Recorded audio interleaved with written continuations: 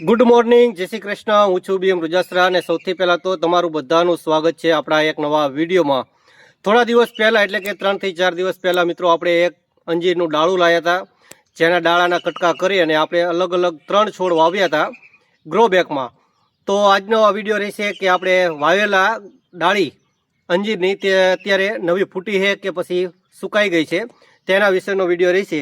અને કોઈ પણ તમે અંજીર વાવો કે કોઈ પણ XYZ જે ડાળીથી ફૂટતું હોય ઝાડ તે સુકાઈ ગયું છે કે આગળ ફૂટશે તેનો કેવી રીતના જોઈ શકાય તે પણ હું તમને જણાવીશ કે એવી કઈ બેસ્ટ ટ્રીક છે જેનાથી તમે ચેક કરી શકો છો ઉમળા સિવાય કે આ આગળ ફૂટશે કે નહીં.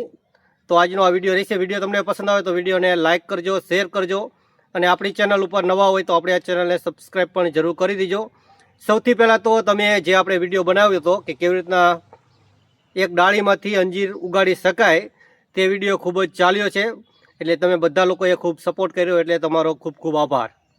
સૌથી પહેલાં તો આપણે જે 3 ડાળી વાવી હતી અંજીરની તેમાંથી આ એક છે, ત્યાર પછી આ 2 છે અને ત્યાર પછી સામે 3 છે. અને ત્રણેય એકદમ અત્યારે હેલ્ધી છે, ફૂટી તો નથી પણ એકદમ બળી પણ નથી ગઈ. તમે જોઈ રહ્યા છો અત્યારે જોઈ લો, આ બધું લીલું ડાળ છે. તો હજી આપણે 1 અઠવાડિયું અથવા તો 15 દિવસ સુધી રાહ જોઈશું. અને આ છે સેતુર, જે અમને એવું લાગતું હતું કે હવે થશે જ નહીં અને ઉપરથી તો એકદમ સુકાઈ ગયું હતું. જોઈ લો, આ તમે જોઈ રહ્યા છો, આ છે ડાળી. ત્યાર પછી વરસાદ થઈ ગયો, આપણે આપ્યું માઇકોરાજામાં અને અત્યારે ફૂટ્યું છે. જોઈ લો, નવું અત્યારે છોડ નીકળી રહ્યો છે જમીનમાંથી, સાઈડમાંથી. તો આ થોડી વાર રાહ જોઈ શકાય. જો અમે કાઢી નાખ્યું હોત તો અત્યારે આ થઈ શક્યું ન હોત. તો આપણે કેવી રીતના ચેક કરી શકવી કે આગળ આવી રીતના આ ડાળી હોય તે આગળ ફૂટશે કે નહીં તેના વિશેની હું તમને આજને માહિતી આપીશ. ધારો કે આપણી પાસે આ એક ડાળી છે તે વાવેલી છે, અહીંયા કણે ઉદાહરણ તરીકે આપણે હું અહીંયા વાવી દઉં છું અને 10, 15 કે 20 દિવસ થઈ ગયા છે અને આગળ આ ફૂટશે કે નહીં તે આપણે જોવું હોય તો 2 રીત છે. સૌથી પહેલી રીત છે તે તમે અહીંયા કણે નખ મારી દો. અહીંયા આવી રીતના જોઈ લો, કાઢી નથી નાખવાનું, ખાલી સ્મૂથ હવરેક દઈને નખ મારવાનો છે. હું અત્યારે તમને નજીકથી બતાવું એટલા માટે કાઢી રહ્યો છું.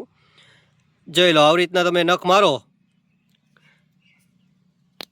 આવી રીતના જોઈ લો. અહીંયા મેં અત્યારે નખ માર્યો છે તો અંદર લીલું હોય, ડાળી લીલી હોય તો સમજવાનું કે હજી આગળ ફૂટશે, અને અંદરથી સુકાયેલું નીકળે તો સમજવાનું કે હવે આગળ ડાળી થઈ શકશે નહીં.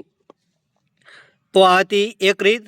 ત્યાર પછી બીજી રીત, આપણું વાવેલું છે ડાળું આરવી અને આપણે ચેક કરવું છે કે સુકાઈ ગયું છે કે આગળ ફૂટશે. તો તમારે શું કરવાનું છે, ઉપરથી સહેજ અમથું ભાંગવાની છે ડાળીને, ધીરે રહીને આવી રીતના ભાંગશો અને મોયડી જાય આખું તો તમારે સમજવાનું કે અંદરથી સૂકું છે અને આગળ ફૂટી શકે છે. અને જો કટ દઈને અવાજ આવી જાય એકદમ સૂકા લાકડાની જેમ તો તમારે સમજવાનું કે આ હવે ડાળી રહી ખરાબ થઈ ગઈ છે. જોઈ લો, આવી રીતના થાય ને, ભાંગે નહીં અને વળી જાય તો તમારે સમજવાનું કે હજી આગળ ફૂટી શકે છે. તો આ બંને સ્ટીકનો તમે યુઝ કરજો. ડાયરેક્ટ આમ ઉમળી અને ચેક ન કરાય કે અંદર મૂળિયા નીકળ્યા કે નહીં. તો આ એક સરસ મજાની માહિતી હતી જે મને લાગ્યું કે તમારે યારે શેર કરાય એટલા માટે મેં તમને જણાવ્યું. અને આ છે આપણા ધાણા, એકદમ સરસ મજાના ધાણા છે જે અત્યારે તમે જોઈ રહ્યા છો. ત્યાર પછી પાલક તમને બતાવું. જોઈ લો, પાલક પણ સરસ મજાનો મોટો મોટો થઈ ગયો છે. લગભગ 10-15 દિવસમાં આપણે આનું હાર્વેસ્ટિંગ પણ કરશું. હાર્વેસ્ટિંગ કરશું ત્યારે તમને જરૂર બતાવશું. થોડા ઘાટા પડ્યા છે, ઉનાળો હતો એટલે એવું લાગતું હતું કે ઉગે, અમુક બીજ ઉગશે અમુક બીજ નહીં ઉગે, પરંતુ બધા જ બી ઉગી ગયા છે. આમાં પણ આપણે માઇકોરાજા આપ્યું હતું અને ત્યાર પછી તમે વિકાસ જોઈ લો આનો. તો તમારે પણ ખાલી જગ્યા હોય ક્યાંય ઘરે ગ્રો બેગ મૂકી હોય કે ડાયરેક્ટ જમીન હોય આવી, ત્યાં કણે તમે જરૂર વાવજો, મજા આવશે. આ છે ચોળી, આ છે દૂધી. દૂધીના પણ તમે જોઈ લો, વેલા ઘણા બધા મોટા થઈ ગયા છે. આપણે આમાં 4 વેલા વાવ્યા હતા, 4 સરસ મજાના અત્યારે ગ્રોથ થઈ રહ્યા છે. અને આ તલ રહ્યા એ તો એમ જ ઉગી ગયા છે તો આપણે રવા દીધા છે અત્યારે. આ પણ ચોળી છે, આ રીંગણીનો રોપ છે. ત્યાર પછી આ ભીંડો છે, સામે મકાઈ છે, સામે પણ મકાઈ છે, અને આ બાજુ ગુવાર, ભીંડો, પાલક બતાવ્યો મેં તમને. ત્યાર પછી મેન વસ્તુ હું તમને અહીંયા બતાવું. જોઈ લો, આ બધી મરચી છે. આ એક લાઈન અને 2 લાઈન જે મરચીની છે, અને બધી જ મરચી સરસ મજાની લાગી ગઈ છે, અને નવા નવા પાન પણ આવી ગયા છે. જોઈ લો છે. થોડું સુકાઈ જાય છે એટલે આપણે આમાં ખાતર પણ આપશું, અને 100% બની શકે તો આપણે ઓર્ગેનિક જ કરવાનો વિચાર છે. ત્યાર પછી આ છે ટમેટી. તો ટમેટીમાં અમુક છોડ ખરાબ થઈ ગયા છે, બાકી બધું બરોબર છે.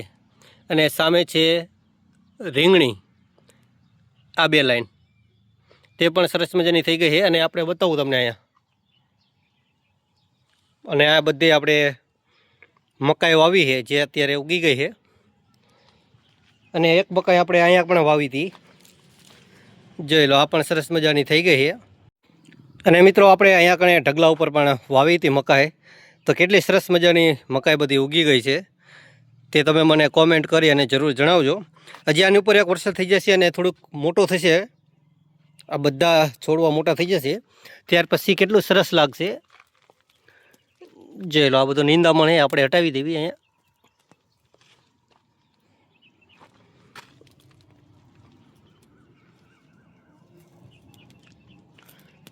જોઈ લો, ઉપરથી કેટલી બધી સરસ લાગે છે. હજી મોટી મકાઈ થશે એટલે જોરદાર લાગશે. તો મિત્રો, આ તો આપણો આજનો આ વિડીયો તમને જરૂર પસંદ આવે છે. વિડીયો પસંદ આવે તો વિડીયોને લાઇક કરજો, શેર કરજો. અને તમને મેં માહિતી આપી જે ડાળી ચેક કરવાની, તે પસંદ આવે તો વિડીયોને શેર પણ જરૂર કરજો અને ફોલો પણ જરૂર કરી દેજો.